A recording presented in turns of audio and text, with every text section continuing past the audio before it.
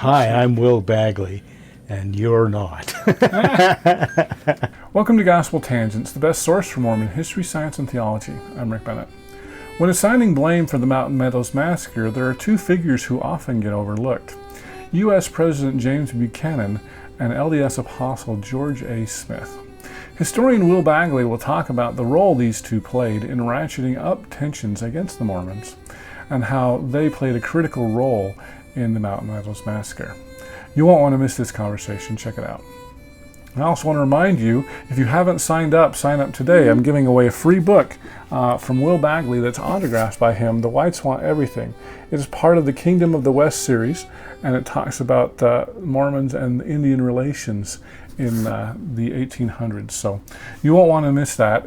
If you want a chance to win, sign up at gospeltangents.com/Bagley. Now back to our conversation. Can we talk about President Buchanan and his dealing with Utah at that time? Because he was just elected in 1856, and so he took office. Did they do it in January, or did they wait till March? It was until March. March. Okay, so back in 1857. So he becomes president in March of 1857. Right before the Dred Scott decision is issued by the Supreme Court. And Brigham Young... So tell us what the Dred Scott decision is really quick. It's the Supreme Court doctrine of white supremacy, that black people have no rights and white people have no rights an American is bound to respect, and that they're property. Okay. And it is... So they confirm slavery as being not a problem. And they also confirm the Fugitive Slave Act, which means that marshals from the South can draft people to go out and be slave catchers. And this is all setting the stage for the Civil War. And Buchanan is the most experienced candidate for president to ever run for president. He's been an ambassador, he's been Secretary of State, he's been all these big mucky-muck offices. Mm-hmm. But he's a man of absolutely no character. And he's not nearly as smart as he thinks he is. And part of Kingdom of the West is the 2 volumes of At Sword's Point. And they're big. They're bigger than the first volume is bigger than it looks. But Bill McKinnon, who is a former vice president of General Motors and a graduate of both Harvard and Yale, is the most relentless researcher I've ever met.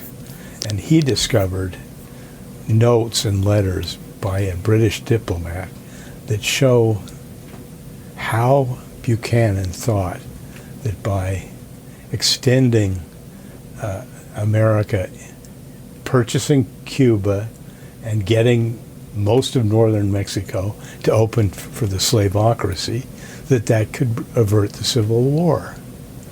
And the Mormons are just sort of in the way, and he's convinced that if he can get them to move to Mexico, they'll support his plan to diffuse the slave crisis. Now, Brigham Young would have gone to Sonora at the end of the Utah War, but there wasn't any way to get there. And so wait a minute, you're telling me that President Buchanan was trying to kick the Mormons out of Utah and send them to Mexico? He's trying to scare them out. Scare them out. Well, that seems to have, it was not well planned, and the fat was already in the fire, because Buchanan sent the army to Utah not to fight the Mormons, but to establish a military district. All the West was divided into military districts, and only Utah had escaped that. And Brigham Young did not like having the army around. It really interfered with his exercise of power. But this has helped set up what's happening as the crisis at Mountain Meadows develops. So throughout the summer, the United States does not, the army is marching out to Utah, not a good bit of the army, about a quarter of it, And they have no idea the Mormons are going to attack them. And it seems like absolute lunacy, because it is. There are, at best, 40,000 people in Utah, probably closer to 30,000. But there are 40 million people in the United States. And if you attack the United States Army, what happens? Even President Trump is getting in trouble for attacking the United States Army and military. But the Mormons don't really quite realize. They think they're facing the apocalypse. And that's what Brigham Young believes is starting. Latter-day Saints, we're all Latter-day Saints. And that means the end is nigh. But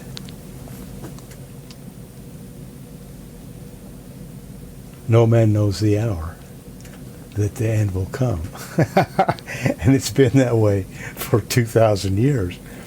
But the apocalyptic war does not start. The apocalyptic war that's prophesied in the Doctrine and Covenants does not start.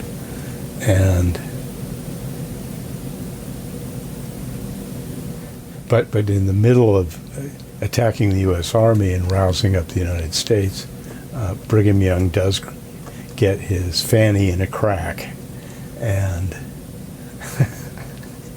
he gets up in the tabernacle, and he says, "What's going to happen to the overland road, which is the wagon road trails that connect the East Coast with the West Coast?"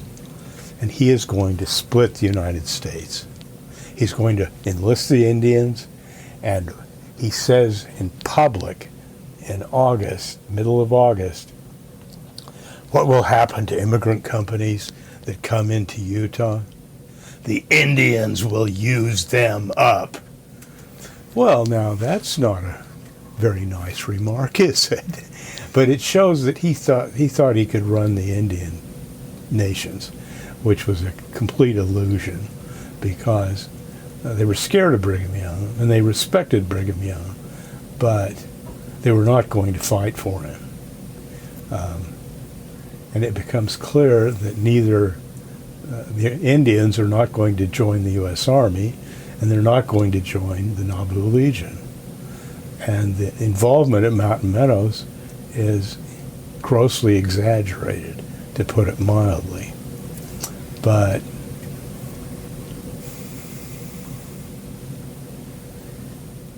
here we are, it's early September. George A. Smith, the old funny potato saint who had starving people at winter quarters eat potatoes, and it was quite a funny guy and quite beloved, winds up touring southern Utah and giving hell-raising speeches. And this is where the widely held belief that there's hysteria in Utah, war hysteria. Well, guess what? There isn't. And we now have direct evidence that people believe in Brigham Young. They're completely committed to Brigham Young, and Brigham Young says, we're going to use up the army. We're going to completely destroy all these people who are threatening us. And so, being true believing Latter-day Saints at this time, they're not worried. And it isn't hysteria that takes over southern Utah. It's fanaticism. And who's down there stoking the fanaticism? George A. Smith. And John D. Lee in his autobiography gives a very good account of how he does a mafia, what will happen if. And Smith has him out on the trail up to Mountain Meadows, and he says, what would happen if Indians attacked a wagon train here? And George Smith says this to John D. Lee? Yes. Okay. And Lee says, well, the Indians would use them up, no doubt. And he says, if you don't want, if Brigham Young doesn't want us to do this, you better have him send a message, because otherwise, I think I know what you want. And so So, who said this, Lee or Smith? Lee says that to Smith, Okay. and Smith grins back at him. So the people in the South definitely thought they had their instructions. And the leaders at Mountain Meadows were going to follow those instructions. Now, Okay, so let me make sure I'm clear on this. So you're telling me we've got a lot of fanaticism going on. yeah, This in September of 1857. Smith says to Lee, what would happen if the Indians attacked? And then Lee says to Smith, we should get some instructions from Brigham Young, or that will happen. or that will happen. Okay. And then Smith just kind of smiles, and with the implication that Brigham was on board. Yeah. Is that correct? Okay. Well, and also, he's dealing with the senior officers in southern Utah. William Dame, who's not only stake president, but colonel of the Nauvoo Legion, and Isaac Haight, who is I thought he was a lieutenant colonel, but apparently he was, like Lee, just a major. But he's in charge of, he's stake president at Cedar City. And that's who would have gotten the direct orders from Colonel George A. Smith. Okay. And, I mean, can we point this to Smith being the problem then? oh, Smith is definitely a problem. Okay. But he's the messenger. Whose messages is he carrying? So you think that Brigham Young okayed Smith yeah. to say this? Smith wasn't going to come down and do all this on his own hook. Okay. So this is probably August of 1857 This when is this August. conversation takes place? Yeah. Okay. So would it be fair to say it's pretty clear that George A. Smith, who was an apostle, said something to Lee that may or may not tie back to Brigham Young? Well, it all depends on who you're going to believe. Well, I know. But yeah, so I would assume that there's some dispute on this point that you're making. So you're saying we can tie this to Brigham Young, and church leaders would probably say no. No, I said Lee tied it to Brigham Lee Young. tied it to Brigham Young. Okay. And Lee's a notorious liar, so you can impeach all these evidences. Okay. So the question is Lee telling the truth? I mean, that's what it comes down to, is the credibility of Lee. And Yeah, you're saying you believe Lee, and church leaders are not going to believe Lee. We'll Is get that right? we'll get to what happens to John D. Lee Okay. after, as part of this process, Okay. and why he writes the confessions. But we're still in August. Okay, so what happens is either Dame and Haight have received explicit orders from the top to attack this wagon train, and From the top, meaning George Smith, or from Brigham Young. you're saying from Brigham Young? Okay. Well, Brigham Young has already made clear what his policy is. He's going to use the Indians to close the overland road. Now, I made a list of 5 different reasons that I believe Brigham Young ordered the Mountain Meadows Massacre. And one of them is that here he is, he's provoked a war with the United States, and he's got no forces, no military forces that are worth anything but cannon fodder, and he's got to deal with that reality. And his notion is that he can use the Indians to close the trail, and that will send a message to Washington of what an important, powerful guy he is, that they have to deal with him and deal with that reality. And certainly a massacre is going to underline that. Okay. Now, really quick, Buchanan had sent the U.S. Army to Utah approximately what month? Well, he didn't get off the road on the road till June. So And June. it's So part of them. The governor doesn't hit the road till September, so they're in the same situation as the Hancock people a year later. because Buchanan's going to replace Brigham Young as governor, and so he's Alfred Cumming that he Cumming, sends. yeah. Yeah. So Cumming is coming with the army, right? part of the as army. part of the Army. And they leave in September. September. Oh, so they're just right behind the Fancher-Baker party. Is that right? Well, they're a long ways behind. They're a long ways behind. Okay. So they sent him. So he didn't send him from D.C. Where did the Army start from? Fort Leavenworth. In Kentucky. No, in Kansas. Kansas. Okay. So Kansas. Okay. So Buchanan says he's going to send an army in like June. Doesn't get until September. He says he's going to send the army in May. In May. But you can't get it on the road. So he's just a brand new president. He's only been president for 2 months. He's already going to send an army? And he's incompetent. Okay. He doesn't understand how the army works. And all his senior military officers say, don't do this.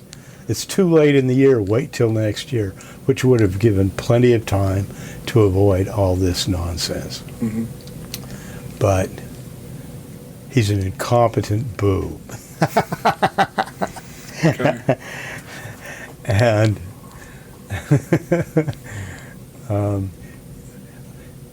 but what the Army does, the advanced units of the Army understand that they need to send a message to let Utah know what's happening and what their intentions are.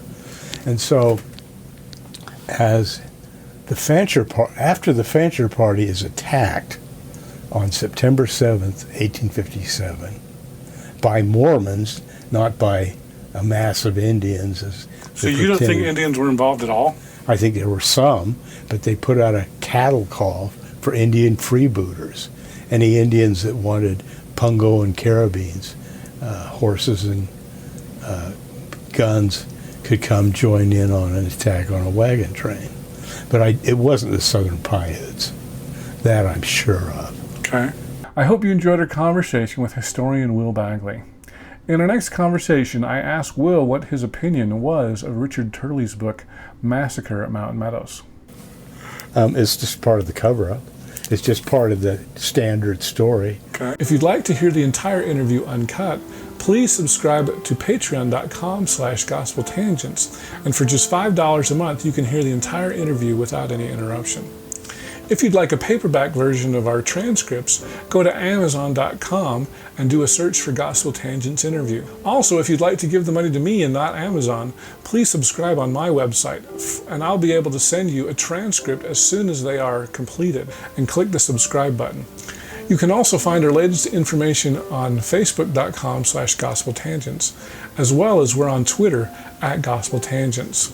And don't forget to subscribe on Apple Podcasts. The link is at tinyurl.com/gospeltangents, and you can subscribe there. Also, please give us a 5-star review. If you want to support all of the podcasts as part of the Dialogue Podcast Network, go to lyceum.fm, that's lyceum.fm, and do a search for Dialogue Podcast Network or Gospel Tangents, because, that's a pretty cool one too. Thanks again for listening. Click here to subscribe, here for a transcript, and over here we've got some of our great videos. Thanks again.